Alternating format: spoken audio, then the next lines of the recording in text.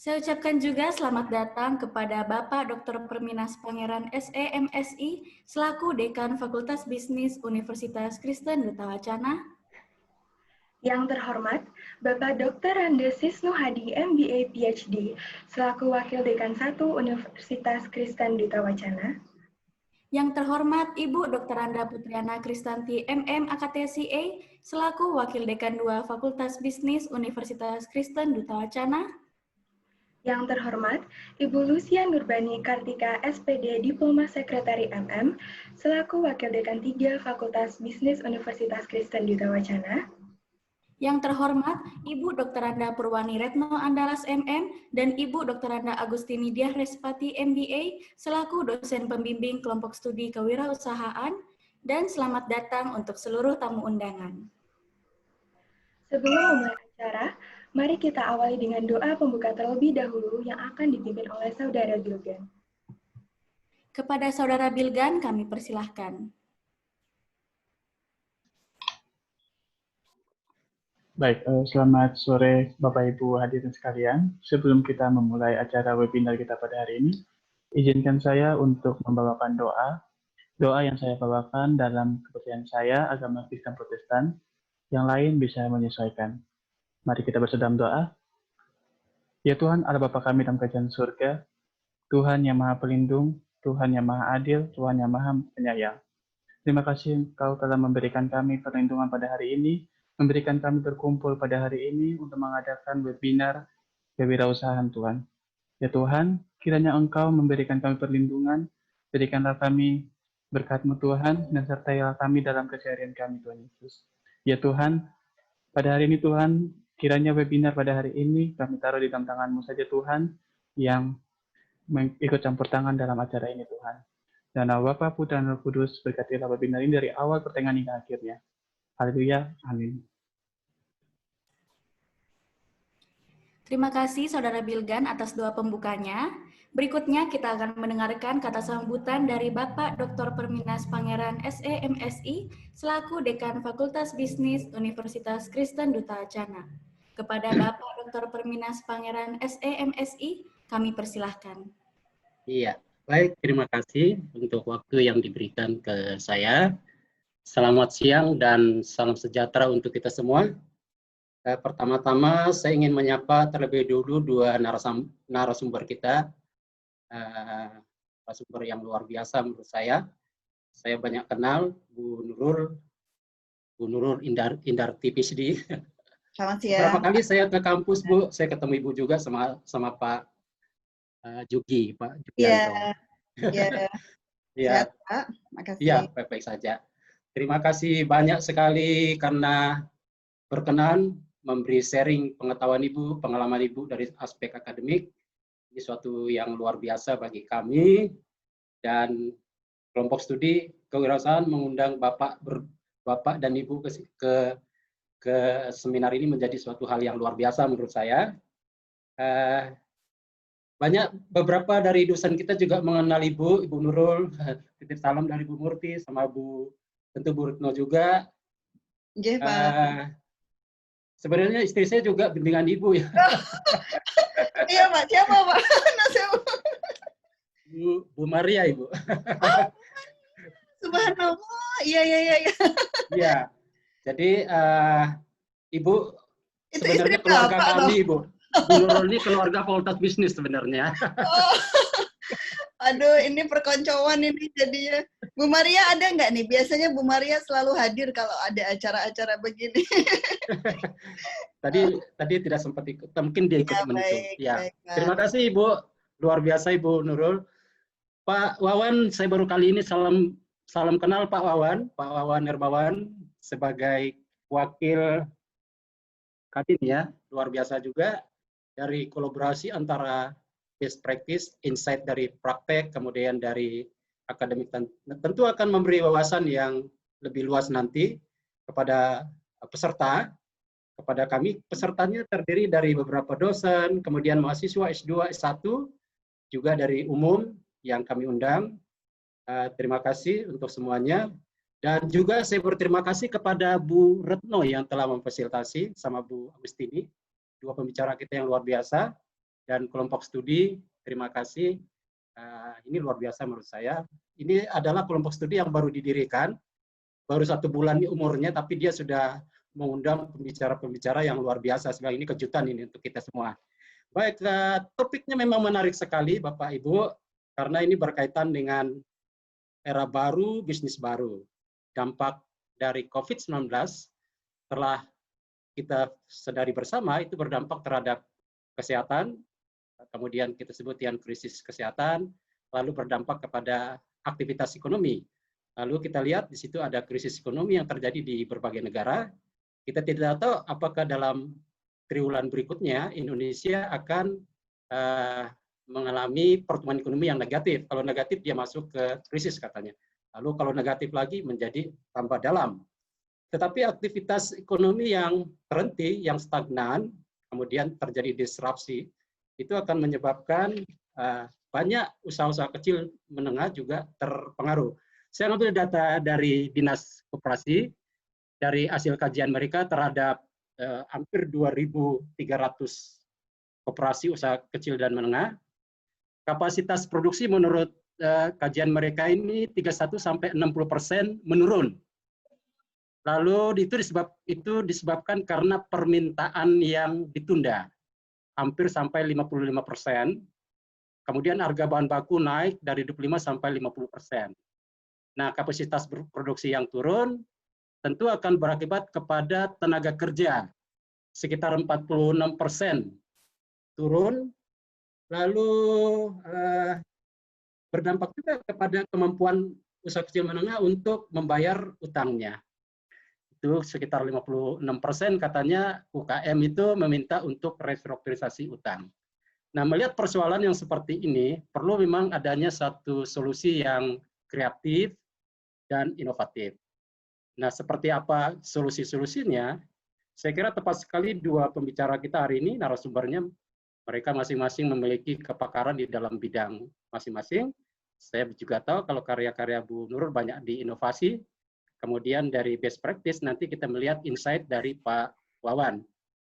Nah, tentu itu akan memberi manfaat bagi peserta, memberi inspirasi bagi teman-teman juga untuk mungkin kalau ada yang pesertanya dari praktek bisnis, itu juga memberi inspirasi. Kalau bagi mahasiswa, mungkin kita akan mendapat apa sih skill yang harus diperoleh oleh seorang mahasiswa ke depan, sehingga dia ketika dia kerja, dia tetap mampu memiliki kompetensi-kompetensi tertentu, sehingga dia tetap eksis atau ada kemampuannya untuk bersaing di dunia persaingan yang sangat ketat. Saya kira itu yang perlu saya sampaikan. Nanti lebih dalam bisa dieksplorasi dalam seminar ini. Terima kasih kepada Pak Wawan, Bu Nurul tadi berkenan diundang oleh kelompok studi kewirausahaan. Ini satu yang luar biasa bagi kami. Dan kepada para peserta, kami ucapkan selamat berseminar. Semoga apa yang kita dapat nanti memberi inspirasi bagi kita semua. Terima kasih. Saya kembalikan kepada pembawa acara. Baik, terima kasih kepada Bapak Dr. Perminas Pangeran SE/MSI atas kata sambutannya. Selanjutnya, kata sambutan dari Saudara Wahyu Setiawan, selaku Ketua Kelompok Studi Kewirausahaan. Kepada Saudara Wahyu Setiawan, kami persilakan. Baik, selamat siang. Yang terhormat Bapak Dr. Perminas Pangeran SE/MSI, selaku Dekan Fakultas Bisnis Universitas Kristen Wacana, kepada Ibu DRA Putriana Kristianti, MM AKTCE, sebagai Wakil Dekan 2, Ibu Lucia Nurbani Kartika, SPD, Diploma Sekretari MM, sebagai Wakil Dekan 3, dan juga Ibu DRA Purwani Retno Andalas, MM, serta Ibu DRA Agustini Dia Harspati, MBA, selaku pembimbing dari kelompok studi kewirausahaan ini. Serta terima kasih juga kami mengucapkan kepada kedua narasumber kita, Ibu Nurul Indarti, PhD, dari dosen Fakultas Ekonomika dan Bisnis Universitas Gajah Mada, dan juga Bapak Wawan Harmawan, SEMM, selaku Kadin DIY, dan juga founder dari Alra Lifestyle Leather Bag. Kami dari kelompok studi kewirausahaan mengucapkan terima kasih kepada semua yang sudah hadir juga, kepada Bapak Ibu dosen dan juga teman-teman kelompok studi yang lain, partisipan yang dari mahasiswa UKDW serta yang di luar Universitas Kristen Duta Wacana juga yang telah menghadiri seminar ini. Semoga seminar ini bisa membantu kita lagi untuk membuka pikiran supaya apapun yang nanti kita akan hadapi, UMKM akan terus berjaya dan kita bisa membantu perekonomian nasional. Seperti yang dikatakan Pak Perminas tadi bahwa nanti dari kedua narasumber, Ibu Nurul dan juga Bapak Wawan akan memberikan solusi-solusi dan juga strategi-strategi yang sangat luar biasa yang akan kita dengarkan, yang akan kita terima supaya kita bisa menghadapi era baru dengan lebih semangat dan dengan lebih luar biasa lagi tentunya. Mungkin sekian. Semoga teman-teman bisa mendapatkan hal yang luar biasa dan nantinya kegiatan-kegiatan seperti ini akan terus kami lanjutkan lagi di bawah kelompok studi kewirausahaan. Terima kasih. Selamat siang. Baik, terima kasih kepada Saudara Wahyu Setiawan atas kata sambutannya.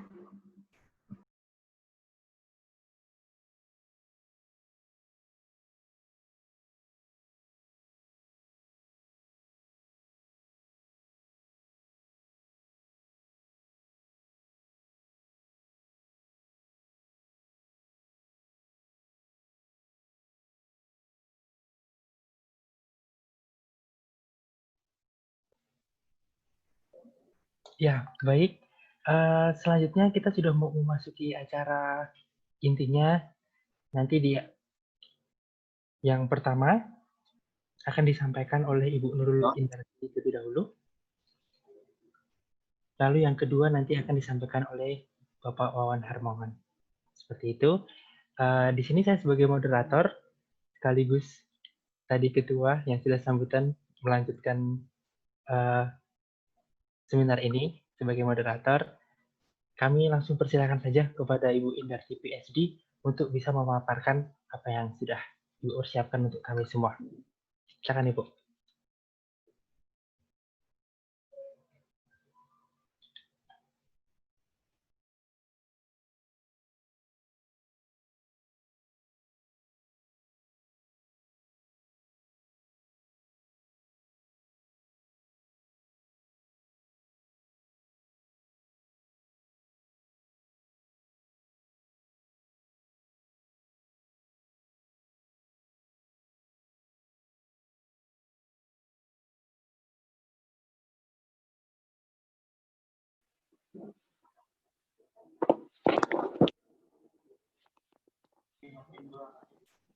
Kepada Ibu Nurul.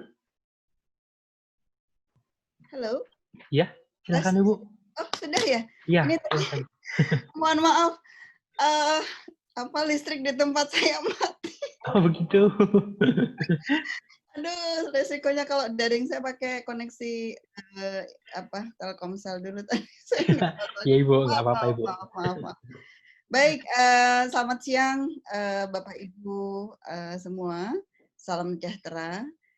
Pertama-tama saya mengucapkan terima kasih dan satu kehormatan diundang untuk acara di siang hari ini yang luar biasa diselenggarakan oleh Fakultas Bisnis, khususnya kelompok studi kewirausahaan Universitas Kristen Duta Wacana. Kebanggaan dan kehormatan yang saya hormati Bapak Dr. Perminas Pangeran, Bapak Dekan, dan Bapak Ibu pimpinan Fakultas Bisnis UKDW, juga rekan-rekan dari kelompok studi kewirausahaan, dan mohon izin Pak Hawan Harmawan, saya pembicara perempuan, jadi mungkin di UKDW aturan tidak tertulisnya adalah ladies first, Pak. Gitu. Jadi tampaknya menghargai perempuan ini saya suka dihargai dengan cara seperti ini. Jadi terima kasih atas waktunya. Saya mohon izin saya share materi dan mohon maaf tadi ada koneksi yang terputus. Mudah-mudahan saya terdengar dengan jelas. Apakah materi terdengar jelas ini, Bapak Ibu? Terlihat juga saya share? Terlihat, Ibu. Baik. Baik, mohon izin saya akan menyampaikan pemaparan dan juga sebenarnya ini menjadi topik untuk kita diskusikan gitu ya. Saya mengambil judul seperti yang tertera pada layar ini dan ini merupakan diskusi internal dengan teman-teman panitia, terutama dengan Mas Wahyu, terkait dengan era baru, bisnis potensial pasca pandemi COVID-19. Nah, agendanya seperti apa? Mungkin tadi sudah diperkenalkan oleh Mas Moderator yang ganteng. Kalau dari Timoho, ini saya lokasinya di Timoho, itu tampaknya Mas Moderator seperti Mas Afgan ya. Waduh. Mungkin bisa nyanyi nih nanti kalau ada waktu gitu. Ini saya juga selain diberi amanah sebagai Ketua Program Dr. MSc dan Dr. Manajemen, saya juga berkecimpung dan berinteraksi dengan beberapa UKM dan juga aktif di Dinas Koperasi KUKM DIY sudah cukup lama sebenarnya. Jadi mungkin itu alasannya juga kenapa kemudian saya diberi kesempatan untuk bisa berbagi pada hari Jumat yang penuh barokah ini. Jadi terima kasih sekali lagi atas undangannya. Nah, yang ingin kami sampaikan, mungkin kita perlu mengenal tentang UMKM di Indonesia seperti apa. Apalagi ini kan bagian dari concern atau fokus teman-teman mahasiswa di kelompok studi kewirausahaan. Saya termasuk yang sangat bergairah kalau ketemu dengan anak-anak muda yang ternyata tidak hanya sekedar kuliah, tapi mencoba menjadi problem solver, ya. Karena kalau bicara kewirausahaan itu biasanya dia akan berorientasi untuk menciptakan pekerjaan. Jadi bukan berorientasi untuk menjadi pekerja gitu. Dan ini salah satu cara inovatif juga dan cukup baik menurut saya direspon oleh perguruan tinggi pada sekelompok mahasiswa dengan ambisi atau dengan gairah seperti ini. Jadi ketika saya diundang acara-acara begini, biasanya kemudian seperti gayung bersambut gitu ya, jadi senang. Kita mungkin akan diskusikan sedikit karakteristik dan isu strategis, tapi mungkin nanti Pak Hawam, karena beliau juga dari Kadin, mestinya juga mungkin akan memaparkan atau gas pemaparan saya. Kemudian pandemi nih, sejak Maret kita sama-sama di Indonesia, terutama di Yogyakarta, work from home itu start dari Maret dan saya sampai sekarang belum pernah ke kantor. Tapi tidak berarti saya tidak mengantor, ya. Jadi bekerja dari rumah. Faktanya seperti apa? Kemudian terkait dengan potensi dampaknya, atau sebenarnya bukan potensi lagi, sudah berdampak dan bagaimana kita memaknainya? Karena saya percaya adalah bahwa setiap kejadian apapun di muka bumi ini itu ada sebab dan punya tujuan. Dan kalau kita bisa mengambil hikmah dari setiap peristiwa, hanya ada hal besar yang bisa kita lakukan gitu. Nah, salah satunya mungkin nanti yang akan kita lakukan atau kita akan diskusikan pada siang hari ini. Nah, perspektif memaknai pandemi, saya akan mengajak dari aspek inovasi khususnya, ya. Nah, isu UKM dan isu strategis yang ada di Indonesia. Jadi ini saya memperoleh data dari BPS dan survei ekonomi di 2016 lanjutan, baru terbit di 2019. Ini adalah profil atau karakteristik utama UMKM. UMKM itu adalah usaha mikro, kecil, menengah yang kategorisasinya itu di Indonesia atau di dunia itu dibedakan paling tidak ada 2 kategori yang sering dipakai. Yang pertama adalah jumlah tenaga kerja. BPS itu Biro Pusat Statistik mengkategorisasikan usaha kecil, mikro, kecil, atau ada ultra mikro, kecil dan menengah berdasarkan jumlah tenaga kerja. Lembaga lain, penyandang dana atau pemberi dana misalnya, itu memberikan kategorisasi dari aset. Ada juga yang memberikan kategorisasi dari sales atau omset gitu. Berbagai kategorisasi yang muncul itu kalau dicermati ditujukan untuk tujuan yang berbeda. Nah, BPS ini mengkategorisasikan dari jumlah tenaga kerja. Jadi kalau kita lihat populasi, tadi Pak Dekan, Pak Dr. Pemias menyampaikan jumlah usaha kecil menengah di Indonesia, memang dari populasi in term of number, jumlah kita cukup banyak, jadi sekitar 55 juta begitu ya. Tetapi struktur 55 juta usaha kecil menengah ini mayoritas itu sebenarnya usaha kecil atau bahkan mungkin mikro ya. Artinya apa ya? Mereka pelaku bisnisnya, mereka mungkin tidak punya karyawan, tapi mereka adalah karyawannya. Karena kalau 55 juta lebih dan semuanya kategorisasi menengah, itu Indonesia tidak akan ada pengangguran. Nah, sehingga karakteristik yang dominan, karena dominasi dari 55 juta itu adalah usaha mikro dan kecil, maka memang karakteristik yang ada di layar ini. 98% mikro dan kecil ya. Kemudian 37,95% tenaga kerja bergerak di usaha perdagangan, reparasi dan perawatan mobil, sepeda motor. Kemudian karena dia rata-rata mikro dan juga kecil, itu tidak memiliki badan usaha. Gitu. Ini menarik juga. Ini data kita, teman-teman semua. Kemudian 93% tidak memiliki komputer dalam usaha. Jadi memang kemudian basis datanya biasanya kalau di aspek pengelolaan bisnisnya mungkin sangat manual gitu ya, pencatatan juga tidak menggunakan komputer, jadi dalam banyak situasi mungkin hanya daya ingat, daya catat yang dilakukan oleh pelaku bisnis owner-nya ini. Kemudian ya kalau tidak menggunakan komputer kita bisa menggunakan korelasi ya terkait dengan penggunaan internet. Jadi 90% itu juga tidak menggunakan internet. Dan 93% ini cukup menarik juga datanya, tidak menjalin kemitraan gitu. Sebagian besar UKM juga menganggap tidak pernah menganggap ada kompetisi gitu. Semuanya adalah mitra. Tetapi ternyata data menunjukkan bahwa 93 itu tak bermain sendiri gitu. Nanti mungkin Pak Hawam bisa menjelaskan fenomena ini karena beliau juga pelaku usaha. Nah, 88 itu tidak memperoleh kredit atau bahkan tidak mengajukan kredit. Jadi beberapa UKM yang pernah saya interview atau berinteraksi dengannya, mereka memang mungkin karena kepercayaan pada agama tertentu ya, keyakinan pada value tertentu, kredit itu dianggap tidak tepat.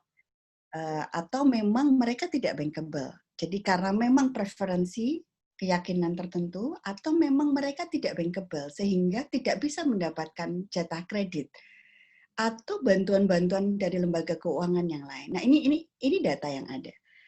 Nah, kalau datanya seperti ini, profil karakteristik UMKM kita seperti inilah, pandemi akibatnya bagaimana? Itu yang nanti mungkin kita akan diskusikan. Nah, isu strategiknya ini saya ambil dari Bappenas, baru rilis beberapa waktu yang lalu. Mungkin Pak Hawam juga familiar dengan informasi ini.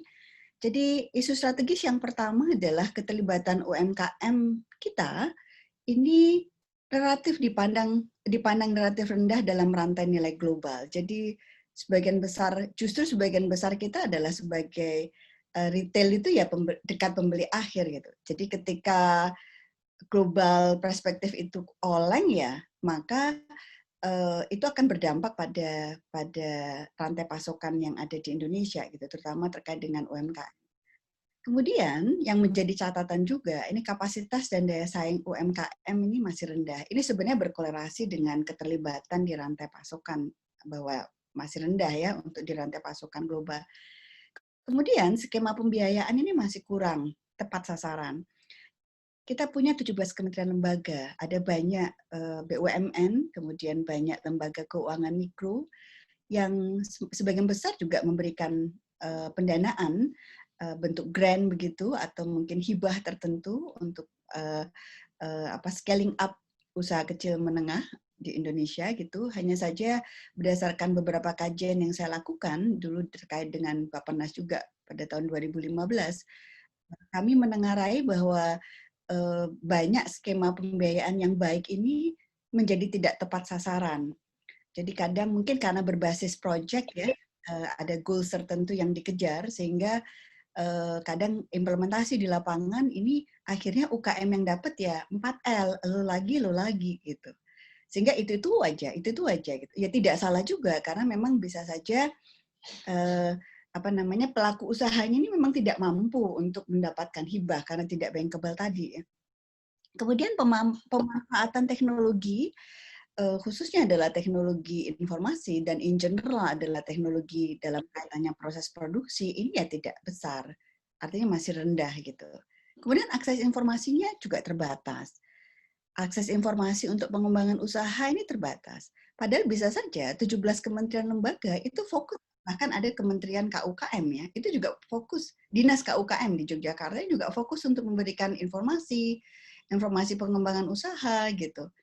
Tetapi mungkin dimaknai oleh UKM kita, ini aksesnya masih terbatas. Jadi ada ketidakselarasan antara demand and supply terkait dengan informasi dan informasi pengembangan usaha. Kemudian ketersediaan di sini ketersediaan dan akses sistem penunjang usaha juga relatif masih terbatas. Ini menjadi isu strategis hingga sekarang yang dihadapi oleh UMKM gitu. Nah, selanjutnya, dengan situasi yang ada, yang saya paparkan barusan, kita menghadapi satu situasi yang tidak pernah kita harapkan dan tidak kita duga, ya bahwa di 2019 ada COVID terjadi di Wuhan. Gitu. Kita waktu itu masih tenang-tenang ya, oh Indonesia ini kan negaranya panas, tropis, oh kita suka minum jamu ya, kita nggak pernah kena nih gitu. Bahkan nasi kucing misalnya ada yang sampai berseloroh demikian gitu. Tapi faktanya adalah Maret mengharuskan kita untuk banyak berada di rumah, lockdown di mana-mana, PSBB di mana-mana. Nah, dalam fakta kesehatan sampai sekarang ini grafik meskipun dikatakan new normal gitu ya, new behavior, new normal, kehidupan masuk di era baru, tapi fakta kesehatan ini per 14 Agustus datanya masih tidak beranjak turun. Ya, grafik ini menunjukkan bahwa penderita atau masyarakat Indonesia yang terkena COVID ini juga tidak berkurang gitu. Ini yang terdata. Bahkan ada yang mengatakan ya mungkin hampir sebagian besar kita ini kena hanya karena imunitas kita baik, ya kita ditunjang oleh logistik yang baik, nutrisi yang baik, dan kita mampu mengalokasikan waktu untuk beristirahat dan sebagainya sehingga kita lebih tahan, tidak sakit. Nah, kita perlu bersyukur bahwa dalam forum ini saya kira semuanya sehat ya, insya Allah, sehingga kita bisa melakukan proses sharing, diskusi pada siang hari ini gitu. Dan mudah-mudahan kita berharap juga bahwa ini grafiknya juga tidak akan naik terus, tetapi fakta ini adalah fakta yang tidak bisa kita hindari. Jadi kita tidak tahu pandemi ini akan berakhir kapan. Banyak prediksi tentang itu. Saya kemarin baru ngobrol dengan rekan dari Malaysia, mereka sudah kembali normal. Ya memang harus menggunakan masker, peranti kesehatan dan sebagainya. Tetapi kurva pertambahan jumlah penduduk Malaysia yang terkena COVID ini tidak naik, tidak seperti Indonesia yang kita lebih suka naik ke puncak gunung ini sampai sekarang. Nah, belajar dari epidemi di Afrika, Ebola butuh waktu 2 tahun. Nah, ini pandemi gitu ya. Ya, kita sama-sama berdoa semoga tidak lama gitu, karena pasti akan berimbas. Nah, berimbasnya bagaimana nih? Saya mengutip dari penelitian yang dilakukan oleh Decoding The Economics of COVID-19. Teman-teman juga sebenarnya sudah mengakses ini karena beberapa media massa, Liputan 6 misalnya, Kompas TV itu bahkan meracik pembahasan khusus tentang bisnis yang booming dan bisnis yang mungkin tidak bertahan, atau mereka yang sebutnya ada yang bertahan, ada yang menang, ada yang kalah begitu. Yang sebenarnya mungkin kita juga, kalau tadi Pak Dekan dan Mas Wahyu mengatakan sebagian besar juga usaha dalam forum ini, mungkin teman-teman ada dalam warna yang mana nih gitu. Semua mengalami ya. Jadi perguruan tinggi misalnya kita termasuk dianggap sebagai sektor yang mungkin bisa akan kalah ketika kita tidak melakukan perubahan. Saya kira tidak hanya UKDW ya, hampir sebagian besar perguruan tinggi di Indonesia melakukan banyak perubahan dan mengalami shock dalam proses pembelajaran. Saya sedikit cerita, di Maret itu kami dosen itu baru saja belajar untuk menggunakan media daring dalam proses pembelajaran gitu. Saya mengajar inovasi teknologi, tetapi memang saya tidak terlalu terbiasa juga. Ini saya user pasif ya, penggunaan media daring. Nah, kami baru belajar itu di awal-awal Maret. Bahkan Jumat itu baru latihan menggunakan Webex, bukan Zoom waktu itu. Senin pagi itu masih ada latihan tambahan. Selasa, universitas memutuskan untuk melakukan WFH.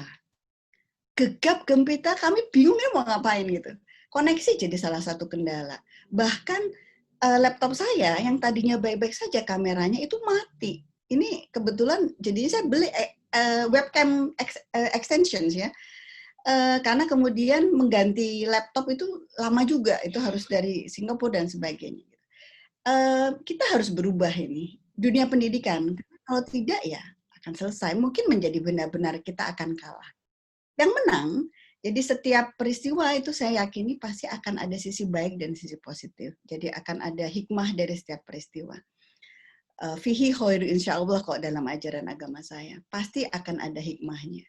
Nah ternyata di balik sebagian besar yang kalah dan mungkin kesulitan untuk bertahan, dan mungkin teman-teman ada di forum ini mengalami ini, ada juga yang mengalami keberuntungan gitu ya, yang dia kemudian mendapatkan kemenangan. Pertanian misalnya, e-commerce ya, teknologi informasi dan komunikasi, perawatan pribadi, munculnya hand sanitizer, kemudian pengelolaan retail, dan perlengkapan pelayanan medis. Pertanian misalnya,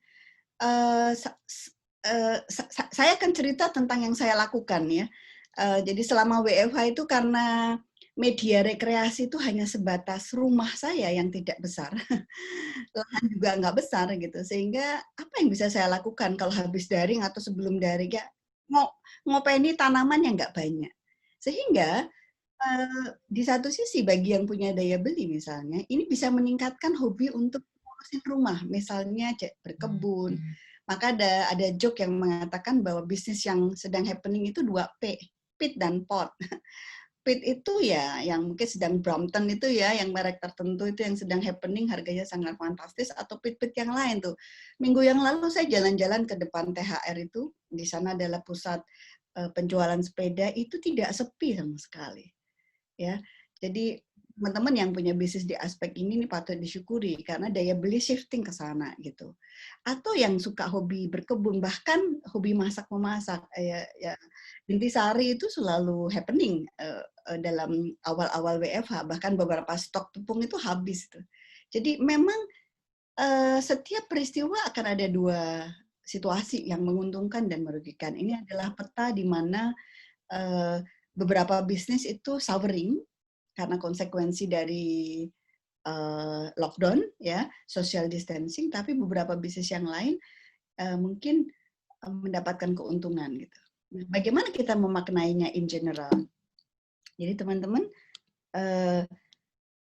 saya juga mengutip satu temuan dari LIPI di 2020, ini dirilis di bulan Mei. Mereka melakukan kajian terhadap 679 UMKM, jadi ini penelitian yang cukup sporadis karena data collection-nya juga tidak terlalu mengcover seluruh Indonesia.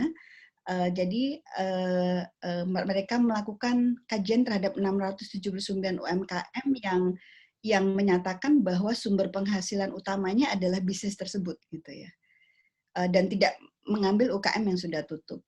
Nah, temuannya cukup menarik dan ini sebenarnya mungkin sebagian dari yang hadir di forum ini sudah tahulah yang terjadi ya. Dampak pandemi pada penjualan. Jadi lebih dari 70% UMKM mengalami penurunan penjualan lebih. Kemudian UKM yang mengandalkan toko fisik, ini yang paling terdampak. Hampir separuh, 48 itu mengalami penurunan penjualan yang punya toko fisik. Bahkan yang punya kanal daring pun mereka mengklaim penjualannya turun. Jadi pandemi ini memang dampaknya global ya. Daya beli in general itu turun, mau tidak mau, karena banyak PHK,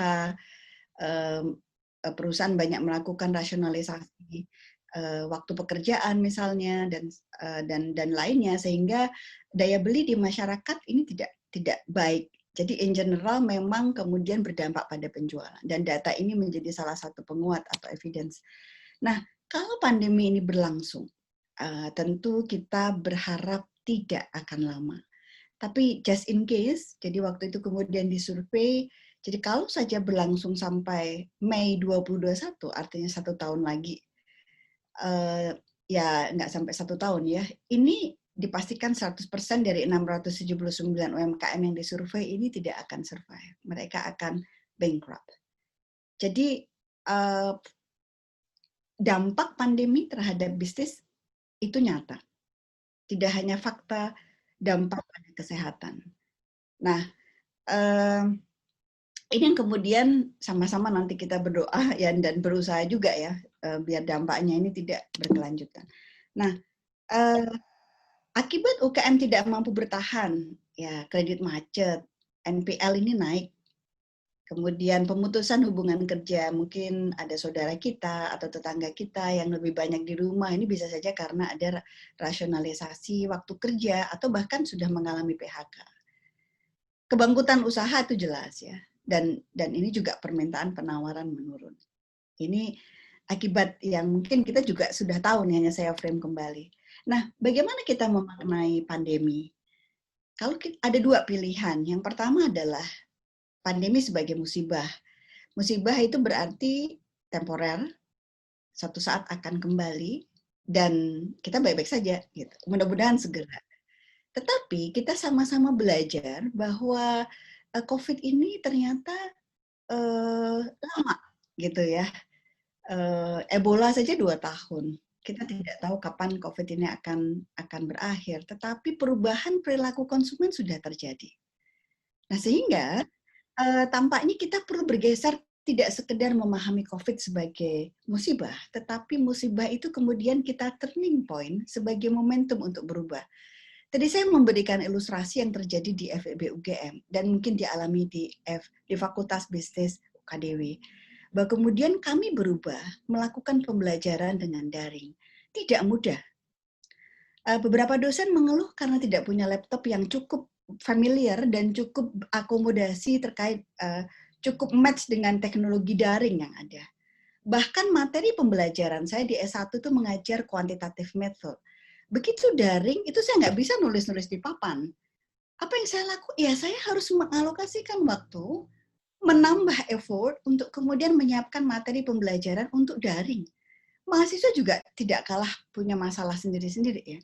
Nah, sehingga poinnya adalah ya pilihan yang kanan ini mungkin harus diambil bahwa oke, this is musibah dan kita menerima ini dan kita harus berubah. Sehingga perubahan itu dalam bahasa yang lebih luas disebut sebagai inovasi.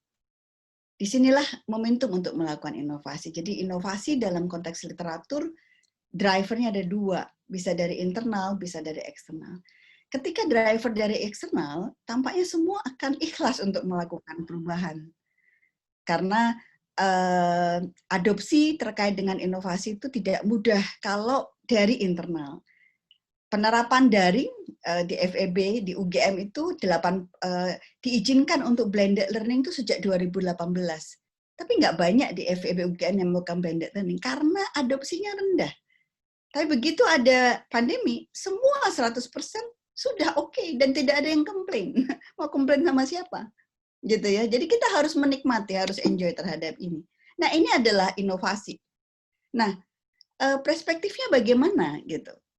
Saya menawarkan satu konsep yang disebut dengan inovasi Ugahari. Di dalam literatur, kita mungkin ini sedikit pemaparan untuk literatur, inovasi itu kan bersumber dari kreativitas. Kreativitas ini terkait dengan kemampuan kita untuk menghasilkan gagasan atau ide. Yang mana ide ini sifatnya adalah imajinatif. Dan setiap kita bisa saja menghasilkan banyak ide. Ya, can be thousands ideas. Sesuatu yang baru. Dan itu tidak perlu effort, ya, tidak perlu uang yang jelas. Nah, karena tidak membutuhkan uang, maka tidak ada risiko. Gitu. Tetapi inovasi itu implementasi dari ide. Sehingga inovasi itu, karena itu implementasi, maka dia perlu aspek produksi. Perlu diimplementasikan, diwujud nyatakan. Nah, kalau untuk proses produksinya, mewujud nyatakannya, jelas itu perlu effort. Dan effort itu somehow dimaknai perlu capital atau uang, dana, untuk mewujudkannya. Nah, kalau sudah bicara dana, pasti ada aspek risiko di dalamnya. Yang secara garis besar, perbedaannya adalah bahwa inovasi itu, kreativitas itu pasti terkait dengan hal yang baru. Tapi inovasi baru dan laku. Sehingga ketika kemudian bisnis atau mahasiswa menghasilkan gagasan, ya hanya berhenti sampai gagasan, itu disebut kreativitas. Tapi kalau tidak diwujudkan dan tidak laku, nggak ada yang beli, nah ini nggak bisa disebut sebagai inovasi. Maka ujungnya parameter keberhasilan sebuah kreativitas itu ya sampai inovasi. Artinya ada yang beli. Nah, inovasi itu bisa seperti apa? Inovasi bisa di seluruh elemen. Inti dari inovasi adalah do the process better, do the better process. Jadi ada yang memaknainya sebagai radical innovations, menghasilkan sesuatu yang baru. Yang baru itu apa ya? Produk baru, prosesnya baru, cara bisnisnya baru, materialnya baru, bahkan pasarnya baru. Tetapi ada juga yang mengatakan do the process better. Jadi memodifikasi yang ada. Tidak harus semuanya radikal. Nah, inovasi Ugari yang seperti apa? Nanti kita akan. Nah, saya mencermati beberapa fenomena di lapangan. Ini bagaimana masyarakat itu merespon. Ini dari level individu ya, karena inovasi itu bisa dilakukan di grup yang paling sederhana. Ini saya tidak narsis, tetapi ini kami lakukan sendiri di level keluarga. Saya menyebutnya tim 57, itu Timoho 57 aja. Perumahan Timoho Asli 5 nomor 7. Saya dengan keluarga waktu pandemi awal merebak, kami kebetulan masuk dalam komunitas Sonjo. Saya tidak tahu Pak Hawam ikut masuk di komunitas Sambatan Jogja atau tidak. Ini komunitas yang terdiri dari banyak pemangku kepentingan, ya dosen, kemudian dari dinas, dari rumah sakit, dokter, dan sebagainya, yang kemudian sama-sama mengumpulkan banyak ide dan kemudian data terkait dengan pandemi pada saat awal-awal munculnya WFH di bulan Maret. Data menunjukkan bahwa demand dan supply untuk APD itu tidak pas, tidak bisa dipenuhi.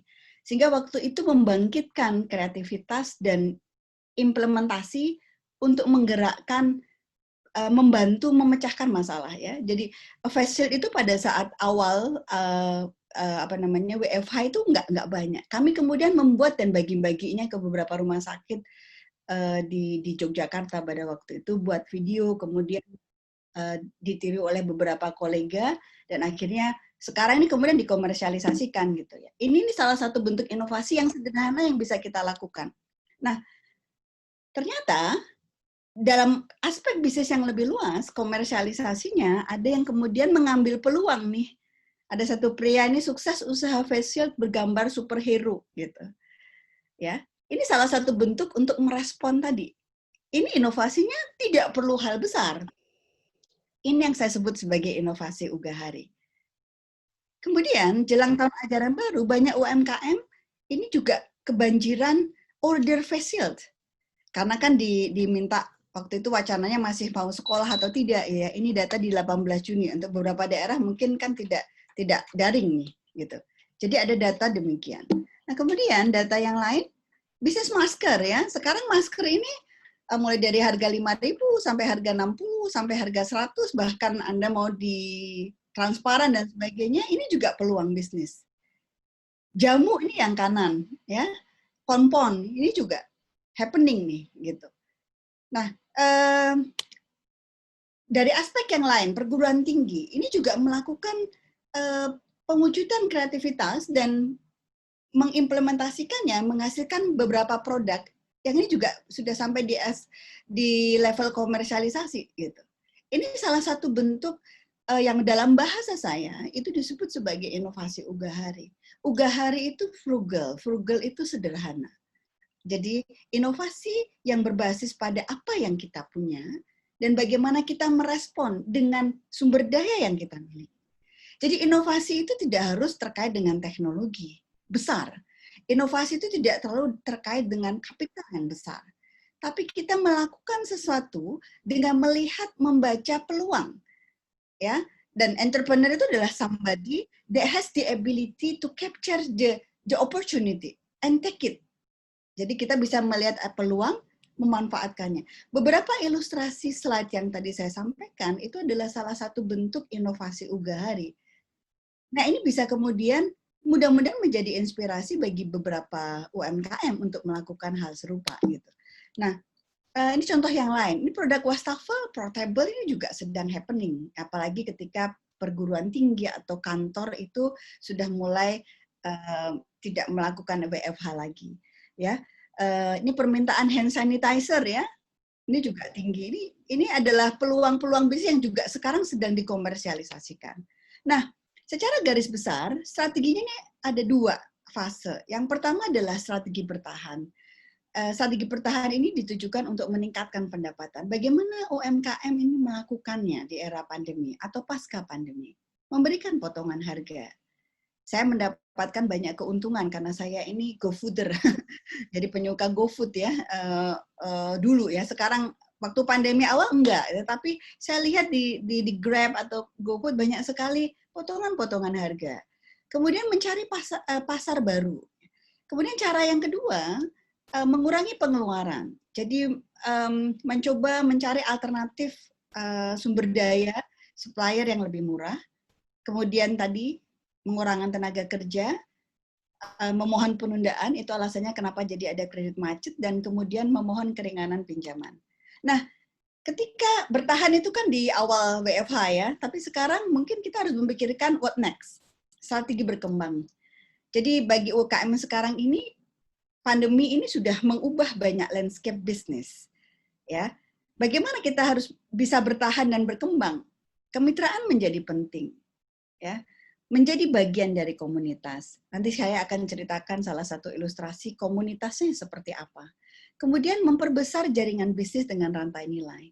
Dan yang penting kedua, strategi yang bisa dilakukan itu adalah meningkatkan literasi digital atau digitalisasi UMKM. Teman-teman semua, pandemi ini mengharuskan kita untuk melek IT, melek dunia digital. Maka ketika ada usaha kecil menengah tidak berinteraksi dengan digitalisasi, dia akan tertinggal. Nah, digitalisasi UMKM ini kalau menurut saya keharusan. Ini inovasi Ugahari yang memang harus kita lakukan nih. Ya.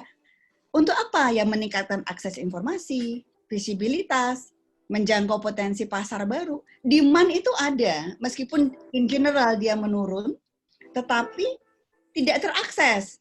Nah, maka dengan daring ini akan online, maka yang online ini kemudian bisa mengakses, meningkatkan transaksi penjualannya. Ujung-ujungnya apa? Untuk meningkatkan inovasi dan lain-lain. Gitu. Nah, ini salah satu contoh dari UMKM, ini di Kudus saya ambil, dia kemudian mengganti produksi garmentnya untuk menghasilkan hazmat. Pada saat itu memang sangat dibutuhkan sekali. Nah, ini contoh yang lain, inovasi pasar. Jadi beberapa pemangku kepentingan di Yogyakarta itu tergabung dalam Sambatan Jogja atau Sonjo. Sonjo ini kemudian menciptakan platform pasar baru yang dimana isinya itu bisa diikuti oleh banyak UMKM. Jadi kalau ada teman-teman di sini punya bisnis, silahkan bergabung di Sonjo. Jadi Sonjo ini yang kemudian seperti Bukalapak atau Tokopedia, kita bisa mengakses untuk kemudian bisa mempertemukan demand dan supply. Ini inovasi pasar. Mau tidak mau teman-teman UMKM yang tidak melek dengan digitalisasi, ini harus melek. Mau nggak mau, karena kalau nggak bisa nih, nggak bisa bertahan dan berkembang. Contoh yang lain adalah warungrakyat.ui.ac.id. Ini juga bebas, tidak dipungut biaya. Silahkan teman-teman UMKM yang ada di forum ini bisa bergabung dalam komunitas ini untuk kemudian mendapatkan akses pasar yang baru. Karena sebenarnya demand untuk segmen pasar tertentu ini masih tinggi. Mereka tidak bisa mengakses karena keterbatasan tadi ya, keterbatasan untuk social distancing, mereka juga tidak ingin keluar rumah, seperti saya ini keluar rumah itu terbatas gitu. Nah, kemudian bisnis yang lain misalnya ya memang kebutuhan daily activity ini tetap ada. Kita tetap butuh nonton film, bahkan menikah itu wajib. Masa ya kemudian pandemi nggak menikah, meskipun di beberapa daerah waktu awal-awal WFH itu postpone memang KUA-nya ya. Tapi sekarang kan bisa kita lakukan dengan virtual wedding. Ini yang melakukan adalah UMKM di Yogyakarta. Saya ada videonya juga, tapi terlalu lama durasinya. Jadi ini kalau nggak salah bagian dari usahanya Mbak Alisa Wahid. Jadi mengembangkan konsep bisnis ini, saya nggak promosi usaha mereka ya, tetapi saya ingin cerita bahwa memang sekarang eranya sudah era dunia baru, dunia maya. Sehingga kalau kemudian kompetensi, tadi ya karakteristik UMKM itu tidak melek IT, tidak punya komputer, nggak pakai internet, SDM-nya tidak melek IT, ya mau tidak mau ini yang harus dibekali. Mau tidak mau inilah yang harus kemudian menjadi menjadi hal yang kemudian bukan hanya PR, ini harus dilakukan sekarang gitu. Nah ini slide terakhir, teman-teman, di era baru ini ya kita perlu kemudian memikirkan model bisnisnya sudah tepat atau belum nih. Gitu. Kemudian kompetensi baru apa yang harus dikuasai? Tadi Pak Dekan menggarisbawahi kompetensi apa yang perlu diperlukan oleh mahasiswa di KSK misalnya ya. Ya kompetensi terkait dengan digitalisasi. Ini satu keharusan. Kemudian peran pemangku kepentingan. Nah, kebetulan forum yang baik menghadirkan Kadin. Ini salah satu stakeholders pemangku kepentingan yang bisa melentingkan UKM ini akan seperti apa pasca pandemi. Karena perubahan itu nyata, perilaku sudah berubah, dan kita memaknai pandemi sebagai momentum untuk melakukan perubahan. Melakukan inovasi yang bisa kita lakukan dengan inovasi Ugahari. Sehingga kita bisa lebih bertahan. Itu saja pemaparan dari saya, mudah-mudahan tidak terlalu lama. Mohon maaf sebelumnya, saya kembalikan ke Mas Wahyu Setiawan. Kurang lebihnya mohon maaf, terima kasih. Ya, baik Ibu, terima kasih. Waktunya sudah sangat pas, Bu. Sangat pas sekali. Ya, jadi dari pemaparan tadi Ibu Indarti, kita juga bisa mendapatkan satu strategi ya, Bu, namanya strategi Ugahari, gitu, di mana kita nggak perlu mencari hal-hal yang luar biasa, ya, menginovasikan apa yang sudah ada, kita inovasikan dengan apa yang bisa kita lakukan. Seperti itu ya. Ya, mengingatkan juga bagi para peserta untuk bisa melakukan pertanyaan. Nanti bisa dilakukan di fitur Q&A dengan formatnya nama instansi, dan juga pertanyaannya. Nanti akan ditujukan kepada siapa juga. Seperti itu. Kita akan langsung lanjut saja kepada Bapak Wawan Hermawan. Yes, ya, selaku Kadin DIY. Ya, silakan Pak. Selamat siang. Assalamualaikum warahmatullahi wabarakatuh. Salam sejahtera untuk kita semuanya. Pertama yang saya hormati Pak Dr. Perminas Pangeran dan juga Ibu Nurul Indarti dan juga Mas Wahyu sebagai hostnya. Tadi sudah dijelaskan cukup detail oleh Ibu Nurul. Saya kalau yang bagian pengusaha tinggal yang konkret-konkretnya saja. Waktu berapa menit Mas Wahyu? 25 menit Pak. 25 menit. Baik, terima kasih, akan saya sesuaikan waktunya. Jadi mohon materi saya bisa ditampilkan, Mas Wahyu. Ya, sebentar Pak ya.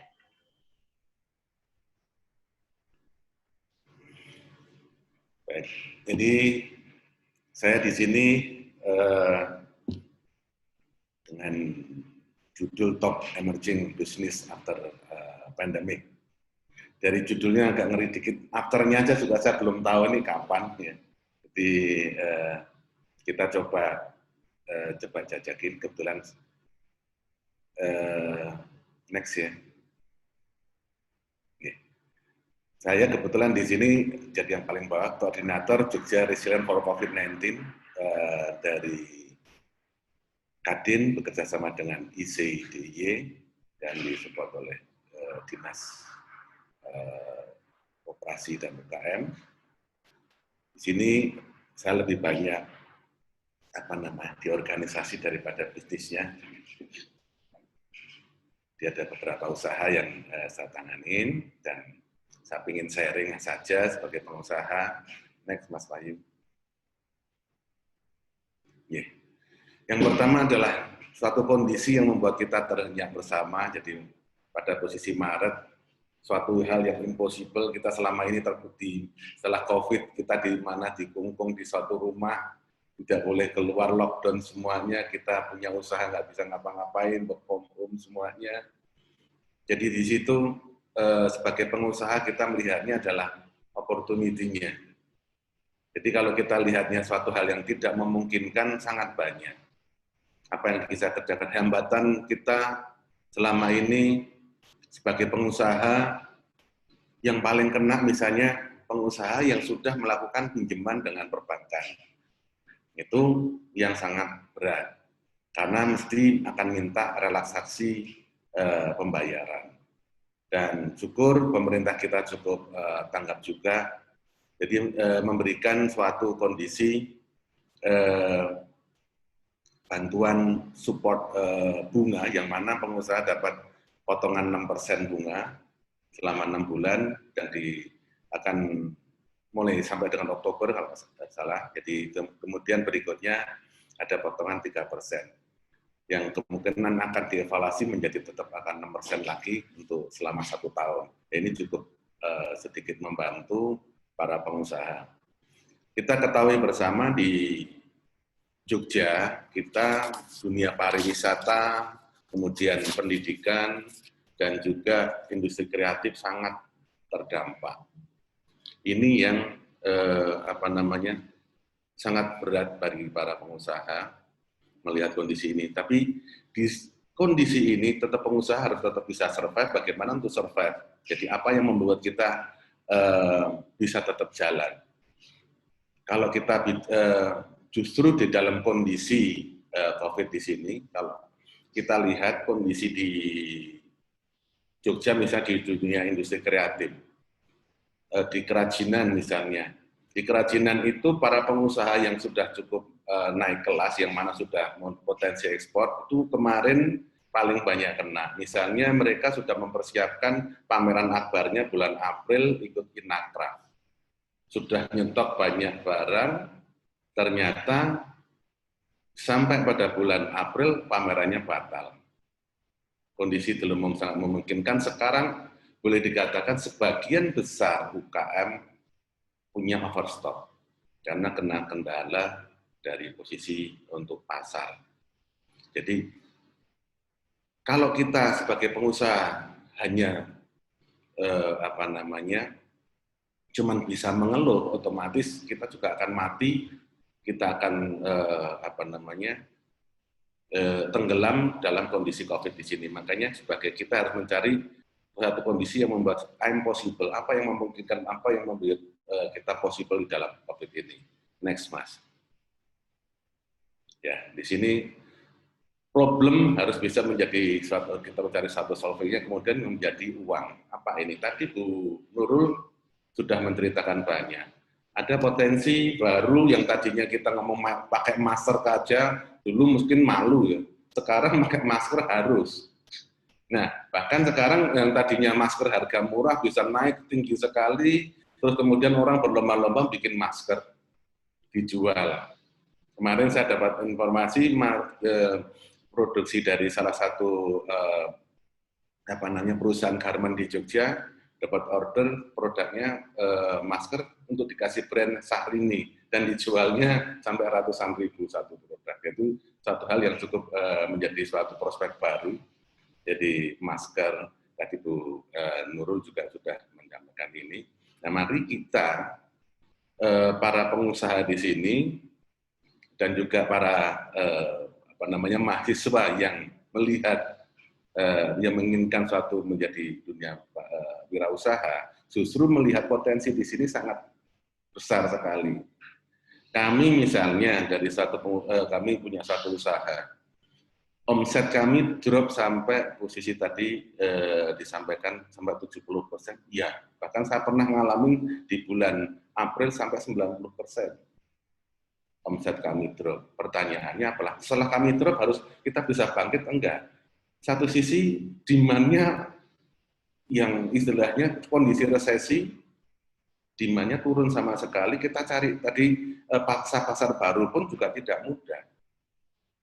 Alternatifnya kalau kita bisa peribahasanya adalah kita pergi contoh kayak meja, ada punya kaki 4, 3 kakinya itu patah, bagaimana kita bisa mereka akan survive untuk membayar baik itu karyawannya, membayar biaya operasionalnya, membayar tagihan hutangnya. Tidak bisa. Kita mencoba mencari meningkatkan penjualan lewat online dengan diskon sebanyak mungkin, produk sudah kami diskon 40%. Itu juga masih kendala. Solusinya apa? Kita mencari peluang baru. Harus berani. Nah, ini para justru kesempatan kondisi seperti ini, justru saya berharap momen seperti ini suatu kebanggaan buat saya bisa diminta hadir di acara di UKDW di sini adalah bisa ngompori ataupun memotivasi para mahasiswa ataupun para lulusan baru menjadi wirausaha yang sebetulnya sangat banyak prospek yang bisa diraih. Kami melakukan hal itu juga, misalnya kami bisa split beberapa usaha, bikin usaha baru yang kami persiapkan dengan cepat, sama seperti kalau pemerintah membuat rumah sakit baru untuk persiapan untuk penderita COVID, kami juga sebagai pengusaha mencari suatu peluang baru dengan cepat. Apa misalnya? Yang dicari sekarang orang misalnya makanan. Ya, kita coba next, Mas. Di situ saya coba di sini. Saya mencoba di sini adalah identifying the problem, temukan permasalahan yang sedang kita hadapi di masyarakat. Kemudian kita bicara untuk temukan solusinya yang tepat dan efektif, 3 kreatif buat bisnis modelnya, kemudian bisnis itu dilaksanakan tidak hanya dipikirkan tanpa tindakan. Jadi yang ingin saya sampaikan di materi ini, di halaman ini adalah setelah kita identify tadi masalahnya, oh orang ini butuhnya apa sih? Orang ternyata sekarang prospeknya bikin alat-alat kesehatan. Tadi Bu Nurul juga memberi contoh, ada yang bikin masker, ada yang bikin face shield, dan lain sebagainya. Ternyata banyak juga orang jualan makan dengan orang takut keluar makan di restoran. Berarti banyak juga penjualan lewat ojol ataupun GoFood yang bisa memungkinkan kita lakukan. Banyak opportunity yang selama ini orang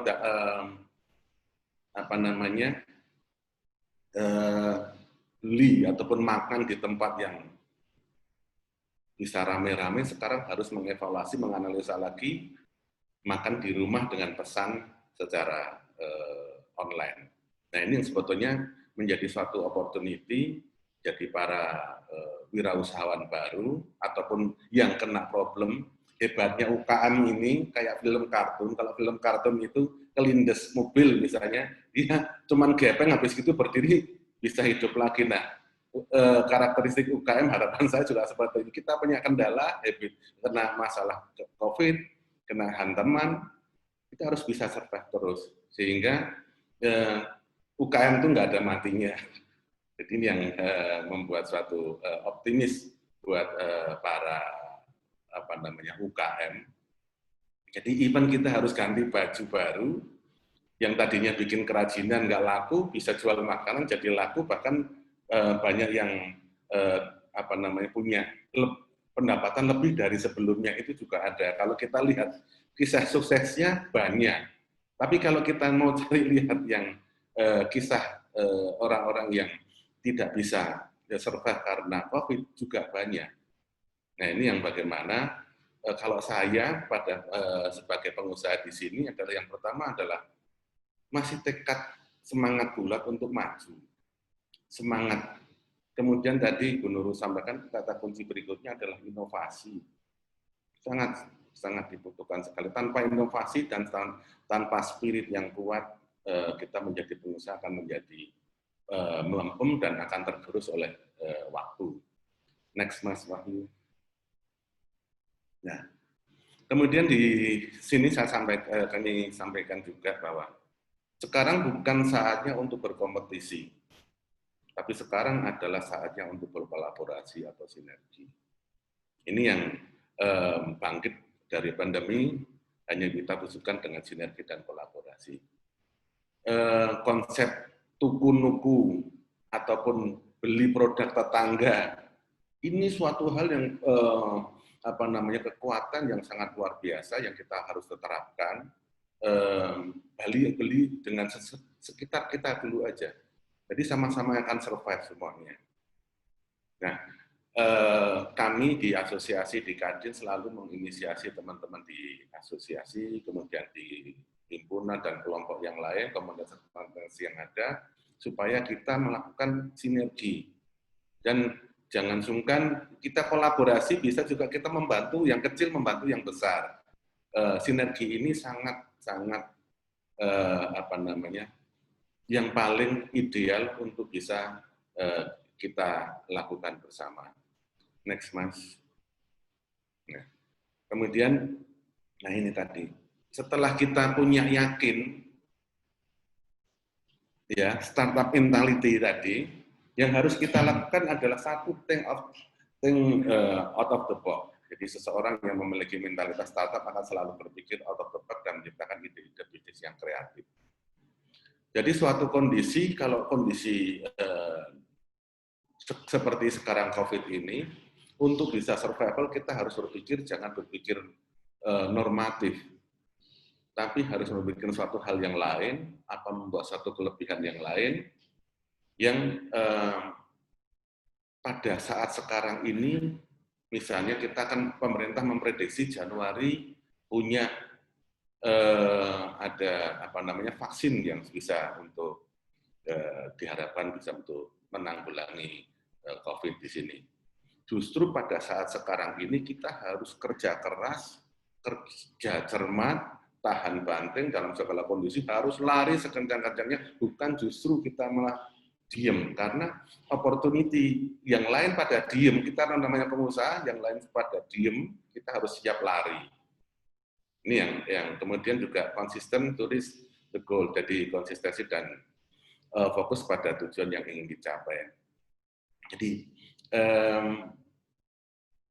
ya spiritnya saya lebih mengharapkan nanti dalam diskusi setelah apa yang kami paparkan di sini, yang langkah-langkah konkret apa yang baiknya dilakukan, itu nanti kan kita sampaikan juga.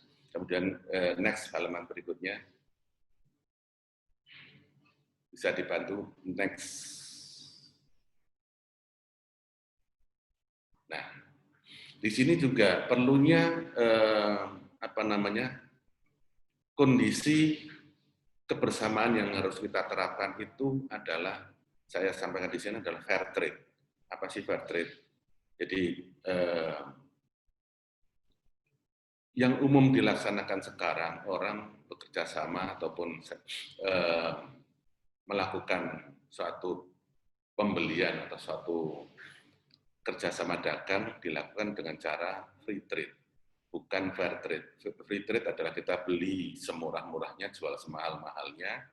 Tapi kalau dengan fair trade adalah do business with ethics. Apa itu? Yaitu tadi yang pertama, opportunity for disadvantage producer. Jadi kita intinya adalah kemudian yang kedua transparansi, accountability, fair trade practice, fair payment, no child labor, no discrimination, good working condition, capacity building, promote fair. Jadi ini 10 langkah etika bisnis yang kita harus jalanin bersama. Yang mana posisi di sini teman-teman Bapak Ibu semua bisa lihat di World Fair Trade Organization. Jadi bisa dilihat di situ bahwa kondisi ini kita, kalau konsep inti plasma itu adalah plasmanya juga dihargai untuk bisa maju bersama, tidak hanya dibatasin keuntungannya, tapi bahwa semuanya dijelas, bahkan pembagiannya detail, bahkan harapan ke depan adalah desain pun dihargain, ada suatu penghargaan mengenai desain produk. Next. Nah, kita bicara adalah hasil penelitian kita, dan juga kita ambil dari beberapa jurnal-jurnal. Jadi ada 5 potensi bisnis setelah pandemi. Yang pertama adalah next. 1, tadi saya sampaikan di depan mengenai bicara masalah food and agriculture. Jadi bisnis di bidang makanan, siap saji yang higienis dan kekinian. Kemudian bisnis kebutuhan pokok, pertanian hidroponik, dan sebagainya. Jadi di sini makanan yang higienis itu menjadi suatu prospek yang sangat baik during pandemi maupun after COVID. Jadi perusahaan-perusahaan yang di makanan ataupun restoran yang tidak menerapkan protokol COVID akan banyak ditinggal oleh customer-nya. Kemudian yang kedua, tourism and travel. Jadi pasca pandemic COVID di sini antusias masyarakat akan kembali meningkat di bidang pariwisata dengan kalau bahasa Jawanya itu peranatan anyar. Ada suatu ketentuan yang harus dilakukan mengenai di tempat-tempat wisata ataupun dalam perjalanan. Next, Mas Wahyu. Yang ketiga adalah, tadi juga disampaikan oleh Bu Nurul sudah, 3 adalah digital industry. Jadi orang sudah rindu dengan nonton bioskop. Di sini adalah prospek mengenai Netflix, Spotify, YouTube, TikTok, dan lain sebagainya. Kemudian juga prospek bisnis mengenai untuk payment gateway. Di sini ada GoPay, OVO, Dana, dan lain sebagainya. Kemudian e-commerce, maaf salah tulis, website harus membangun database-nya sendiri, tidak bergantung pada market besar. Jadi nanti kayak kejadian Bukalapak misalnya turun, kita banyak akan membuka e-commerce yang punya suatu prospek. Kemudian online course, homeschooling seperti Ruang Guru, Zenius, PrivatU, dan lain-lain. Jadi ini yang menjadi suatu prospek bisnis di pasca pandemi. Next. Nah, kemudian bisnis logistik. Ini juga sangat mempunyai prospek baru. Bisnis di bidang logistik dan ekspedisi merupakan salah satu penunjang kebutuhan ekonomi digital. Jadi makin mapan orang sekarang untuk pemilihan pengiriman barang dan sebagainya, ini membutuhkan kepraktisan dan juga kenyamanan dari para penggunanya. Kemudian yang kelima adalah insurance. Jadi pasca pandemi COVID, kesadaran masyarakat akan pentingnya asuransi, khususnya di bidang kesehatan. Ini mulai diprediksikan akan punya prospek yang cukup besar. Next. Nah, di sini Jack Ma mengatakan, saya cukup senang dengan apa yang disampaikan. Never give up. Today is hard. Tomorrow will be worse. But the day after tomorrow will be sunshine. Jadi buat kita semuanya, COVID ini adalah suatu kondisi yang harus kita sikapi, bukan kita hindari. Dan apa yang harus menjadi, kalau tadi sampaikan peranatan anyar, itu yang harus memang ketentuan yang harus kita jalanin. Baik itu kita bicaranya, kita pakai masker, kita jaga jarak, kemudian cuci tangan. Satu hal yang dilakukan secara detail untuk mengenai dalam masa pandemi ini ya tetap harus kita lakukan. Tapi yang paling penting saya sampaikan di sini adalah semangat kita untuk tetap selalu melakukan inovasi dan melakukan sinergi dalam memajukan usaha kita masing-masing. Mungkin itu Mas Wahyu yang saya sampaikan. Jadi saya lebih berharap ada suatu diskusi, mencari solusi dan memberikan gambaran bagi para mahasiswa ataupun para pengusaha yang tergabung di sini. Terima kasih. Assalamualaikum warahmatullahi wabarakatuh. Baik, terima kasih kepada Bapak Wawan. Luar biasa sekali.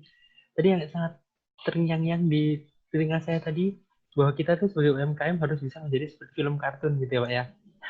Yang udah terlindas, gepeng, tapi kita bisa bangkit lagi. Ya. Buat teman-teman yang ingin bertanya, boleh silakan di kolom chat. Ini sudah ada beberapa pertanyaan Pak. Dan juga Ibu. Ini dari Gita Wiranda Putri, mahasiswa UKDW. Ditujukannya kepada Bapak Wawan dan juga Ibu Nurul. Pertanyaannya, untuk menghadapi krisis sebagai efek pandemi, mana yang akan lebih baik? Memiliki uang untuk cadangan di masa yang akan datang, atau menggunakan uang untuk create bisnis, yang tentu itu pasti akan menghadapi resiko. Ya. Silahkan. Saya jawab. Boleh, silahkan Pak Wawan dulu. Nah, siapa tadi?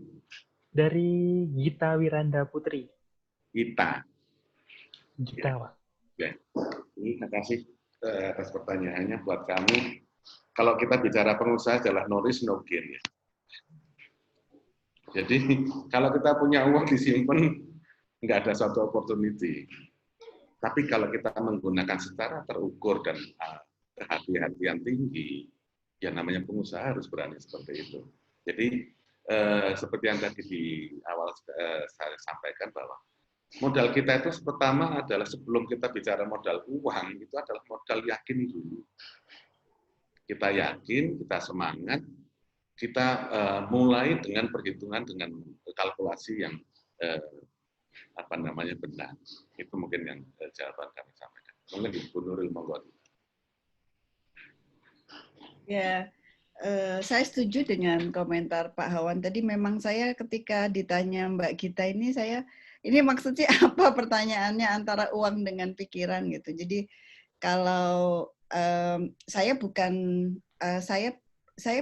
pebisnis seperti Pak Hawam. Saya ini adalah akademisi yang mendalami tentang UKM gitu ya.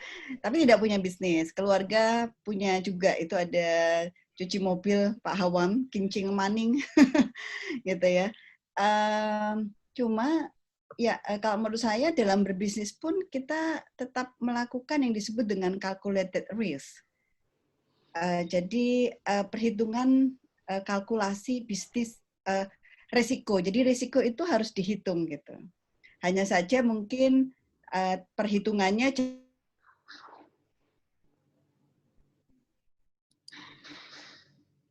sepertinya halo Ibu Nurul.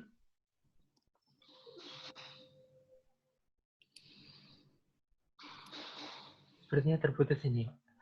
Iya, terputus lagi. Terputus. Saya mati lampu lagi. Dilanjut, Mas. Ya, boleh. Nanti saya lanjut ke pertanyaan kedua dulu ya, Pak ya. Ya, ini dari Kurnianto Surya Putra, dari mahasiswa UKDW juga. Ditujukan kepada Bapak Wawan. Orientasi atau Nike, just sudah do muncul it gitu. Karena beberapa mahasiswa Magister Manajemen hilang lagi. Halo. Iya, halo Ibu. Terputus tadi, Bu. Oh, suara saya terputus ya? Iya, tadi terputus. Sampai di mana ini tadi? Maaf. Ya Allah. Jadi kalau ya nyambung, kalau menurut saya ya itu tadi ya calculated risk. Jadi meskipun berbisnis kita tetap melakukan kalkulasi. Jadi kalau misalnya tadi Mbak Gita memiliki dana, ya coba dirancang ide bisnisnya, nggak usah lama-lama merancang ide bisnisnya, dihitung resikonya, tapi ya jangan terlalu detail nanti nggak jalan-jalan gitu. Kalau ternyata kemudian lebih baik uangnya disimpan ya nggak apa-apa disimpan, tapi kita tidak pernah tahu ketika kita tidak mencoba gitu. Jadi kadang mungkin dalam pebisnis itu juga konsepnya Nike ya, just do it, do it, lama-lama jadi duit. Gitu. Ya, baik. Begitu ya kepada Saudari Gita Wiranda Putri. Lalu untuk pertanyaan keduanya Pak dari mahasiswa UKDW juga, itu juga kepada Pak Wawan. orientasi atau pemikiran seperti apa yang harus dimiliki oleh seorang pengusaha dalam berbisnis, supaya kemungkinan suksesnya besar, khususnya bagi mahasiswa yang mungkin memilih menjadi pengusaha. Silakan, Pak. Oke, kalau orientasinya profit ya Mas. Profit ya, Pak ya. Orientasinya kalau kita bicara usaha, orientasinya harus profit. Itu yang pertama. Tapi saya lebih menekankan pada para mahasiswa. Bahkan saya dengan senang hati apabila nanti ada acara khusus, saya kebetulan senang dengan mengenai pengembangan inkubator bisnis.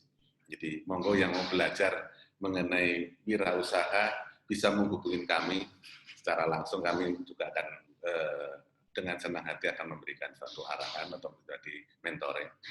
Jadi yang ingin saya sampaikan di sini adalah fokus di pengusaha itu jangan melihat harus dengan masalah modal. Jadi modal itu penting tapi bukan satu-satunya. Itu yang pertama. Tapi konsep dulu. Konsep kerja kita, kemudian kita tadi seperti kan Bu Nurul lagi, jadi semuanya harus dievaluasi, diperhitungkan secara cermat. Ini yang paling penting. Bagaimana, sedangkan prospek, sekarang kita lihat, kalau misalnya saya pengen mahasiswa ini coba, karena kebetulan anak saya juga mahasiswa, saya coba 2 bulan ini saya juga bikin trial dan cukup lumayan hasilnya. Saya coba jualan makanan karena memang yang paling banyak dicari makanan. Misalnya sekarang anak-anak mahasiswa cari makanan kekinian yang bisa dijual. Dan dijualnya tidak perlu kita bicara cari tempat, cari untuk sewa tempat dulu. Semuanya lewat kita bisa jual lewat Gojek, lewat Grab, ataupun lewat online yang lain, lewat Instagram. Itu bisa jalan. Dan ini saya 2 bulan ini kami terapkan, saya coba untuk misalnya bagi kelinci percobaan anak saya sendiri, saya suruh coba. Dan itu jalan, growth-nya cukup bagus. Saya ajarin bagaimana menganalisanya, bagaimana untuk supaya jalan. Yang penting adalah bagaimana produk ataupun jasa yang kita tawarkan, benar-benar kita perhitungkan dengan cermat. Kemudian juga benar memberikan asas manfaat. Kalau misalnya kita jual makanan, berarti orang begitu terima makanannya pertama kali sudah langsung exciting, senang melihat produknya. Kemudian dirasakan itu memang enak. Saya yakin pasti akan repeat order dan orang itu akan kembali dan akan coba, karena tipikal anak muda sekarang kekinian ini adalah suka mencoba. Kalau loyalitas belinya bisa dipertanyakan, tapi kalau hasil analisa saya adalah lebih banyak suka mencobanya. Manakala itu enak, dia akan mencoba dan memviralkan makanan itu atau minuman itu. Ini yang kita coba amatin, dan ini banyak diterapkan orang-orang yang pengusaha cukup besar pun mencoba menjual makanan kekinian. Misalnya sekarang yang lagi hijau, lagi viral, yang penuh jualan online semuanya, misalnya mie gacoan misalnya, ya. Semua orang di sana penjualannya yang antri di depan restorannya ojol sampai puluhan, jalan penuh hanya karena orang pengen nunggu orang itu pesan. Nah ini yang menurut saya adalah masih cukup prospek untuk makanan diekspor untuk menjadi suatu bisnis baru. Itu Mas. Ya betul Pak. Apalagi bagi kami Pak ya, kamu rebahan gitu kan, jarang olahraga, jadi mungkin butuh makanan sehat. Ya, begitu untuk Kurnianto Surya Putra. Lalu ada dari Maria Pampa. Ini mahasiswanya Ibu Indarti, kayaknya. Bu Nurul. Oh. Ya, tadi pertanyaannya apa? Karena saya reconnect jadi hilang chatnya. Ya. Ini pertanyaannya dari Maria Panjang, Pampa, ya, mahasiswi UGM. Bagaimana cara untuk mengubah mindset sebagian UKM yang saat ini masih belum bisa menerima bahwa bisnis harus berubah, masih mempertahankan model lama seperti itu, Bu, sehingga tidak mau belajar dan berubah, padahal pendapatan mereka terus turun. Nah, itu bagaimana ini, Bu? Ya, terima kasih. Ini Bu Maria. Ini Bu Maria Pampa ini istrinya Pak Dekan, Mas Wahyu. Oh, begitu. Mohon maaf, ya. Ibu Perminas. Terima kasih atas waktunya tetap join di forum ini dan bertanya. Mindset ini sebenarnya, pola pikir ini bisa menjadi bumerang kalau tidak dikelola dengan baik. Jadi kalau menurut saya the biggest enemy of us is our mindset. Jadi kalau kita mau maju ya mindsetnya harus mindset maju. Jadi maju sebagai apa? Kalau Anda di perusahaan ya Anda menjadi karyawan yang maju, akademisi yang maju, kemudian pengusaha yang maju. Jadi mindset. Kalau saya aktivitas itu akan tergantung bagaimana kita mengelola pikiran. Ya, nah, kalau nggak bisa mengelola ya nanti mindset perubahan itu ya gagal gitu. Jadi mungkin teman-teman saya tidak tahu ya generasi kaum rebahan ini familiar dengan produk kamera Kodak ya. Kodak itu cukup terkenal pada era-era saya dengan Pak Hawan ya beberapa waktu yang Salah yang benar Wawan, Bu. Wawan ya beberapa waktu yang lalu. Tetapi mereka tidak melakukan inovasi gitu. Jadi sebelum tahun 90-an mereka sebenarnya mau mengeluarkan produk baru yang disebut dengan digital kamera. Mereka head to head dengan Fuji pada eranya. Tapi mereka tidak melakukan inovasi. Top manajemennya mengatakan bahwa kalau kita mengeluarkan produk kamera digital, kami khawatir akan mengkanibalisasi kamera yang tidak digital. Padahal pasar yang tidak digital pada saat itu sangat baik. Sayangnya, prediksinya salah. Tahun 92 akhirnya Kodak mengumumkan mereka bangkrut. Jadi ini satu pelajaran. Atau kalau tidak, kita yang nggak usah jauh-jauh Kodak ya, PT Pos Indonesia. PT Pos Indonesia itu waktu zaman saya masih muda, meskipun sekarang saya juga masih muda, itu surat menyurat itu kan sangat ucapan ulang tahun, ucapan Lebaran, Christmas, Natal itu kan PT Pos itu sangat dekat dengan kita. Jadi teman-teman mungkin ini angkatan saya, Bu Maria itu ya, itu pada era itu sering mendapatkan ucapan itu bukan dari WA. Bukan dari email, bukan dari Facebook, tapi dari surat. Itu PT Pos Indonesia itu. Tapi kemudian kalau tidak berubah, PT Pos Indonesia ya tinggal nama gitu. Hanya karena ini BUMN, ada pendanaan dari pemerintah, ya tetap survive. Tetapi di periode kepemimpinan yang baru, mereka melakukan perubahan menjadi point of service, nggak jadi merpati surat lagi gitu. Jadi ketika siapapun tidak melakukan perubahan, tidak mau berubah, dan mindset-nya nggak berubah, ya gagal. Ini masalah waktu saja, tinggal gagalnya cepat atau gagalnya lama. Gitu. Kalau dia daya tahannya besar, jadi sumber daya yang dimiliki dia punya uang banyak, ya daya tahannya lama. Tapi kalau enggak ya sudah, tinggal nama saja gitu. Jadi sekarang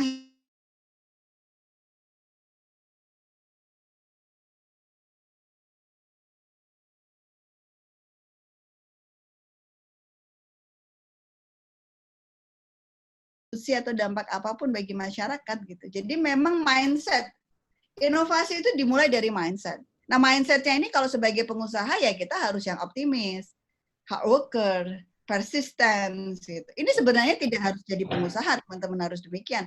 Sebagai mahasiswa pun teman-teman harus punya mindset yang positif, mindset optimis, mindset bahwa Anda akan lulus gitu. Karena S1 itu kalau menurut saya itu adalah kewajiban pada orang tua ya. Nanti kalau sudah S2, S3 itu kan kewajiban pada individu sendiri gitu. Jadi Anda pengusaha sukses ya paling tidak degree tertentunya harus dapat dulu gitu. Karena menurut saya tetap itu dipakai untuk pemecahan masalah dalam dunia bisnis gitu. Jadi beramal yang berilmu dan berilmu yang beramal gitu. Itu harus konsisten kalau menurut saya. Dan kapan ya? Mulai dari sekarang gitu. Mindset-nya harus yang baik. Gitu. Oh, nggak baik saja belum tentu berhasil. Tapi ini memang nggak mudah, Bu Maria. Gitu. Jadi berdasarkan penelitian saya, memang kalau dalam literatur Barat itu kan perusahaan ini mungkin Pak Wawan kan di Kadin ya, itu programnya akan melakukan scaling up. Jadi usaha dari yang ultramikro jadi mikro, dibesarkan jadi kecil, kecil jadi menengah. Tetapi mindset ini menjadi barriers. Karena tidak sedikit UMKM kita yang tidak mau jadi besar. Saya nggak mau besar, Bu Nurul, karena kalau besar itu ribet. Besar itu pajaknya tinggi. Nanti saya ditagih-tagih sama tukang pajak. Besar itu kompleks. Mereka nggak, ini mindset nih. Saya cukup dan kebetulan kan sebagian besar pengusaha di Indonesia ini kan beragama. Nah, agama kita, agama apapun itu mengajarkan rasa bersyukur. Yang ini tidak dijelaskan dalam literatur barat. Apa rasa bersyukur? Feeling enough. Jadi sebagian besar kita punya usaha, sudah dapat penghasilan, rasanya syukur. Alhamdulillah, puji Tuhan, anakku bisa sekolah sampai S1, dapat gelar, cukup. Mau dibesarkan lagi nggak? Ribet, pajak, nggak mau. Enough. Nah, feeling enough ini, di satu sisi baiknya kita bersyukur ya terhadap jatah kita. Tapi di sisi lainnya, ini nggak berkembang. Gitu. Jadi ini mindset lagi. Gitu. Itu saja. Baik, terima kasih. Terima kasih. Mungkin Bu Maria mau menambahkan atau mau bertanya lagi? Sudah, terima kasih banyak. Ya, terima kasih Bu. Terima kasih banyak. Ya, terima kasih Bu Maria. Terima kasih Bu Nurul. Ya, terima kasih Bu. Ini pertanyaan terakhir ini Bu. Melihat dari data yang Bu Nurul tadi presentasikan seperti itu ya, bahwa UMKM itu masih kurang SDM-nya, terus tidak memiliki komputer dalam usaha, tidak memiliki jaringan internet, itu lantas menjadi tanggung jawabnya siapa, tugasnya siapa untuk bisa memberdayakan mereka, seperti itu. Ini untuk Bu Nurul dan juga Pak Wawan. Iya, kalau dari saya sih, kalau dari kajian itu kita harus bermitra gitu. Jadi sumber daya itu tidak bisa kita hanya mengandalkan dari sumber daya internal. Tadi juga kan data karakteristik UMKM kita ini tidak bergandengan tangan gitu. Nah, teman-teman ketika perusahaan itu saling bergandengan tangan, dia bisa mendapatkan sumber daya dari tangan yang lain. Itu fungsi dari kemitraan. Nah, tadi misalnya Pak Wawan mengatakan ada yang plasma, mitra, dan sebagainya. Nah, ini tinggal mana yang win-win solution. Tapi ini juga kaitannya dengan mindset. Perusahaan tidak bisa melakukan inovasi kalau hanya mengandalkan sumber daya yang dimiliki internal saja. Nggak cukup. Ya, dia harus barengan. Barengan itu bisa nanti bergabung dalam komunitas, dia bergandeng tangan dengan orang tua asuhnya misalnya, untuk dapat tambahan sumber daya, gitu. Jadi, lagi-lagi memang awalnya harus ada pola pikir yang dia mau berubah. Karena bergandengan tangan itu berarti harus ada keterbukaan informasi yang dia ceritakan, dia punya apa dan dia tidak punya apa. Karena tidak sedikit banyak UKM kita itu kalau ditanya, Bapak Ibu punya masalah apa? Kami nggak punya modal. Modal apa? Ini juga nggak bisa dijelaskan kadang. Atau mengatakan kami nggak punya masalah, Bu. Alhamdulillah bisnisnya begini-begini saja gitu. Jadi tadi ya, ini yang kemudian menjadi barriers kalau menurut saya, dan ini cukup struktural. Gitu. Sehingga memang di banyak kementerian lembaga, program pengembangan atau pemberdayaan UKM ini memang yang menjadi sasaran ya UKM itu aja. UKM yang punya mindset untuk berubah, hanya itu. Sehingga dia tidak bisa naik kelas, dan mungkin memang tidak mau naik kelas. Bukan tidak bisa ya, tapi ada dua nih, tidak bisa dan tidak mau. Dia bisa tapi tidak mau, atau dia mau tapi tidak bisa. Nah, tadi mitra tadi. Nah, mitra ini kalau sekarang nih, kalau kondisi sekarang ini sih kalau menurut saya teman-teman mahasiswa justru ketika Anda mahasiswa, gunakan kesempatan status Anda sebagai mahasiswa untuk media percobaan. Saya dulu pernah menjalankan bisnis ya waktu kuliah gitu. Tapi sistemnya itu diangsur. Nah, saya kayaknya nggak tegaan untuk nagih. Bisnis kreditan itu ternyata kita harus punya wajah yang bebal untuk nagih ya gitu. Nah, saya nggak bisa. Saya mencoba 2 kali. Kemudian ketika itu saya kemudian sadar, oh ternyata saya tidak punya passion untuk jadi pengusaha gitu. Sehingga ketika saya tahu bahwa saya tidak bisa menjadi pengusaha, meskipun saya sebagai mahasiswa manajemen pada saat itu, saya kemudian beralih mana yang saya sukai, passion apa yang dalam kehidupan sehari-hari itu membuat saya bahagia dan saya merasa bisa berkontribusi. Jadi kalau menurut saya, selagi Anda mahasiswa, Anda explore banyak kemungkinan. Karena mahasiswa itu tempat Anda melakukan salah. Tapi begitu Anda lulus S1 dari UKDW, dan Anda salah di masyarakat, itu punishment-nya nggak hanya ke Anda ya, tapi juga ke UKDW misalnya. Karena alma mater ada di baju Anda. Gitu. Jadi ini berat. Jadi ketika mahasiswa ini masa yang menurut saya sangat indah gitu. Maka explore-lah kemampuan Anda dan Anda harus bersedia untuk salah, karena salah itu adalah failure itu adalah first attempt in learning ya, kegagalan pertama dalam proses pembelajaran. Setelah itu ya akan lebih baik. Gitu. Tapi kita harus mencoba. Tadi misalnya Mbak Gita punya uang, ya udah dicoba. Sekarang bisnis gampang ya. Beberapa kolega saya yang ibu rumah tangga misalnya, dia buka Instagram, pasang status di WA-nya, ada yang suka, kemudian ada yang beli, kan paling tidak sesuatu yang baru, disukai orang, laku, itu kan jadi feeling motivated kalau menurut saya. Oh, produkku laku nih. Dan kemudian sekarang manfaatkan networking. Alumni mana, masukkan linknya ke sana, dan pastikan produk Anda itu konsisten. Yang tidak mudah ini konsistensi. Konsistensi kualitas. Tapi ini apapun harus dicoba. Kita nggak pernah bisa besar kalau kita tidak pernah memulai dari hal yang kecil kalau menurut saya. Apapun itu ya, di tahapan apapun, itu saja. Terima kasih Bu Nurul. Mungkin dari Pak Wawan? Ya, jadi kalau saya yang tadi sampaikan Bu Nurul mengenai fasilitas yang saya nggak punya komputer segala macam tadi ya Mas Wahyu ya. Jadi kalau saya melihatnya begini,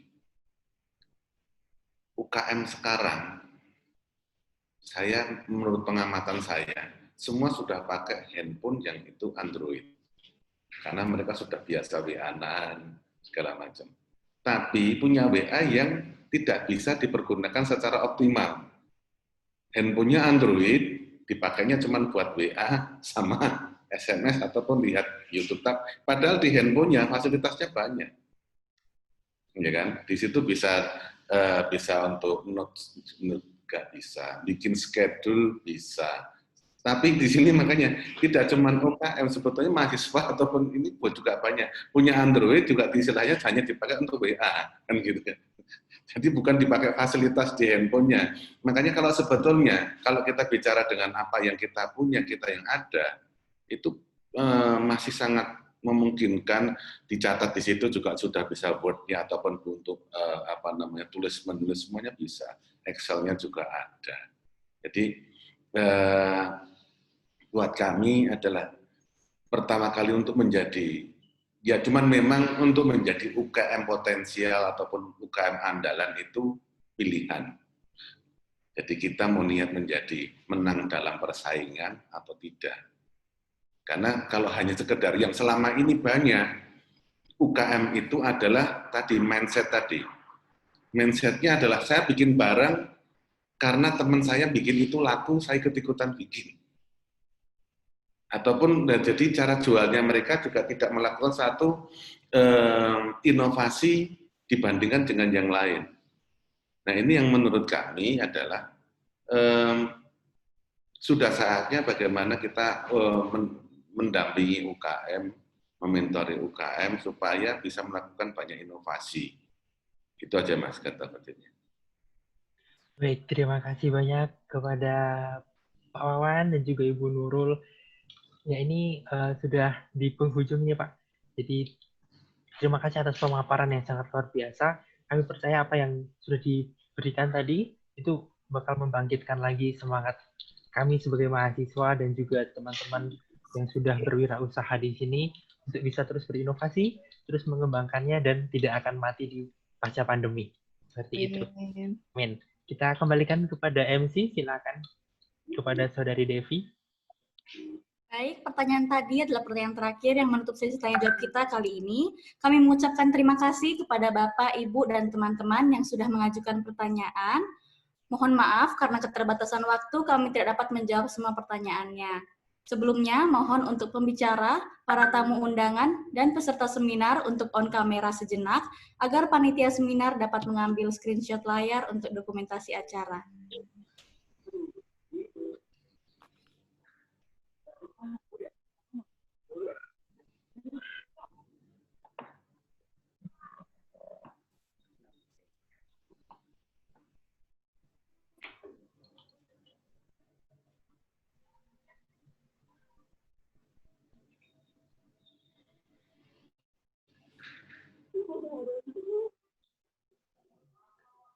Boleh bergaya, teman-teman.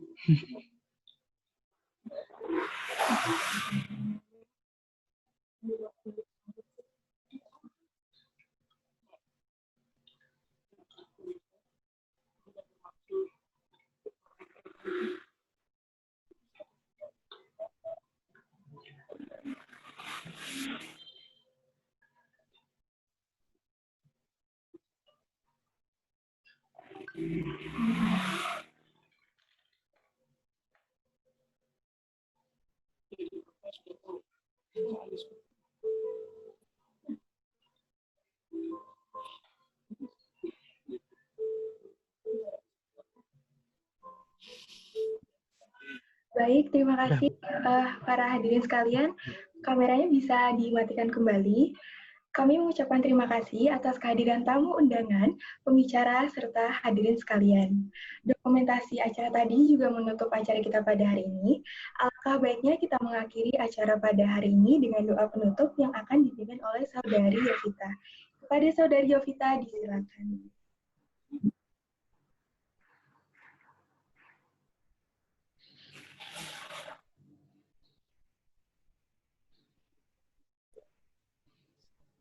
Selamat sore semuanya, apakah suara saya terdengar?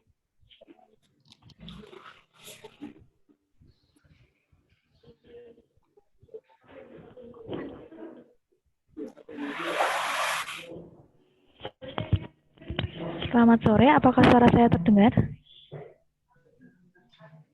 Dengar jelas? Ya. Saya pimpin doa. Saya tutup dengan iman Kristiani, yang lainnya bisa menyesuaikan.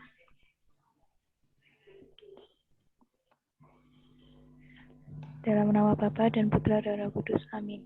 Ya Allah Bapa yang Maha Kuasa, terima kasih Engkau telah memberikan kami semua kesehatan dan kesempatan bisa berkumpul dalam seminar ini dan mendapatkan materi yang bermanfaat bagi kami untuk kedepannya. Ya Allah Bapa yang Maha Kuasa, semoga dengan materi yang diberikan oleh pembicara bisa bermanfaat untuk kedepannya dan kami semua bisa melakukan buka usaha dan bisa mendapatkan hasil yang baik.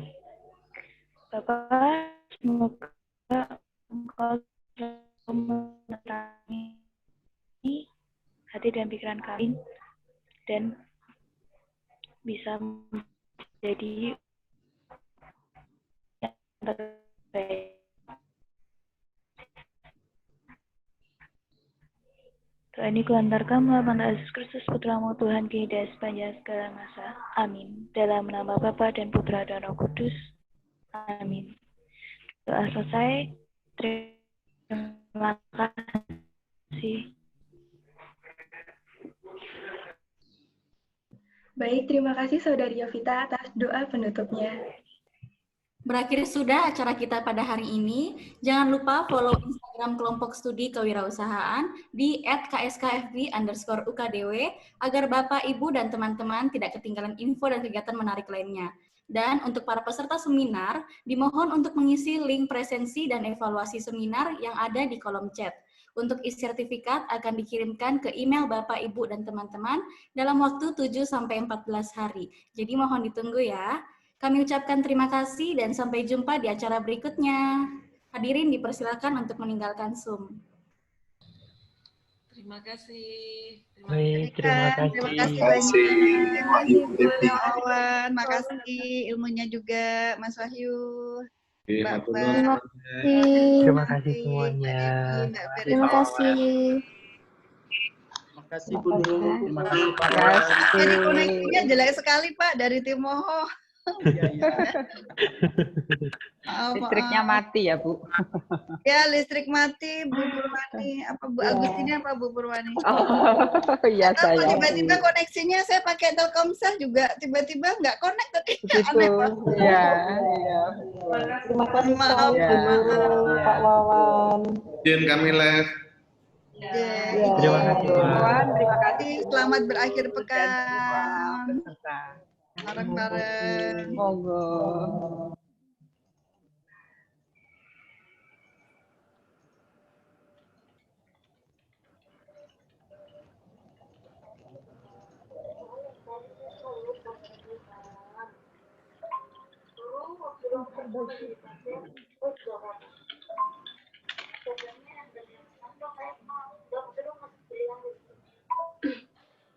Masa kok langsung lupa? Pasti kan ada yang kau ingat toh.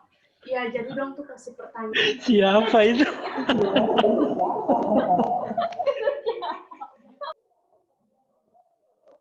Siapa ini buka angka gimana?